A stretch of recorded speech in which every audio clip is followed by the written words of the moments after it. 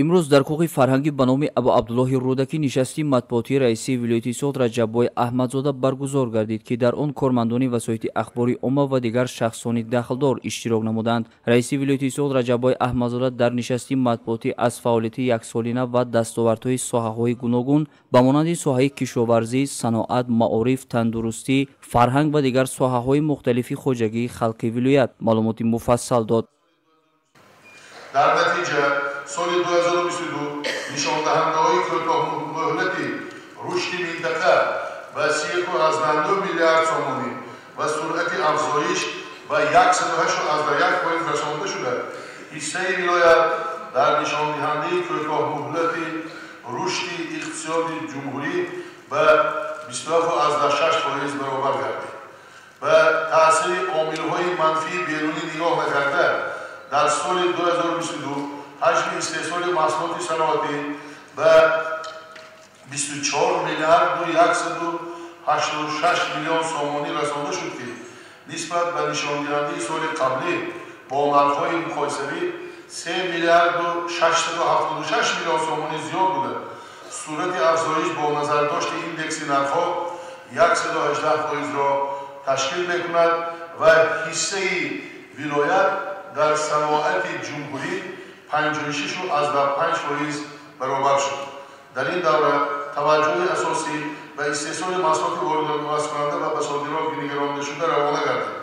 раиси вилояти соҳд зимни баромади худ аз ҷумла қайд намуд, ки ноҳияи айнӣ аз субвенсияи давлатӣ баромада давоми соли ҷорӣ боз шаҳру ноҳияҳои Истиқлол ва Масчоҳ аз дотатсияи давлатӣ бароварда мешаванд.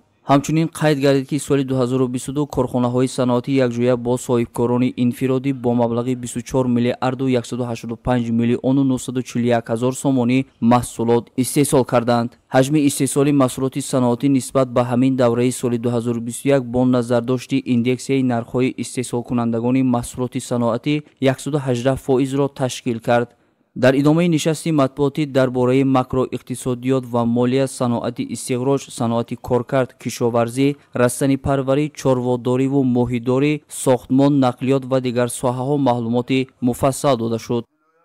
با دستگیری به‌واسطه جناب عالی محترم امام علی رحمان ناحیه عینی همین از سوبسیدیا برآمد. حاضر البته من در اینجا معاون رئیس ولایت انور یعقوبی، سردار ریاست اقتصادیات ولایت من حکیم‌زاده شیریش هستم. با برنامه مخصوص آیدی مثلا آماده کردگی و امکانیت‌هایی که در شهر و ناحیه‌ها هست، علاقه رئیس‌های شهر و ناحیه برای واردات سرمایه، هم سرمایه خارجی هم سرمایه مستقیم مسچوب من همین سال کمتر کار و فعالیت کند مسچوب از سوبسیدیا بگیرد. علاقه من کار کردی نخی پخته ما برای ماندیم همین سال زیاد از 5,000-6,000 تن نخی پخته پوره در ناحیه مسچوب کار کرد می شود و با کبابی همون و رشته استحصال کرده پوره به جمهوری های همسایه ترکیه و کره امروز من علاقه صادراتش سر کرد 500 جای کاری و باز آینده نیز محصولات نهایی می شود. дар қисмати дуюми нишасти матбуотӣ аз ҷониби рӯзноманигорон доир ба фаъолияти соҳаҳои болозикр, камбудиву дастовард ва роҳҳои ҳаллу фасли масъалаҳои ҷойдошта суолҳо пешкаш ва посухҳои мушаххас гирифта шуд. нишасти матбуотӣ бо қадршиносии ғолибони озмуни Хомаи Созанда 2022 ки ба 31 солагии истиқлолияти давлатии ҷумҳурии Тоҷикистон бахшида шудааст ба анҷом расид.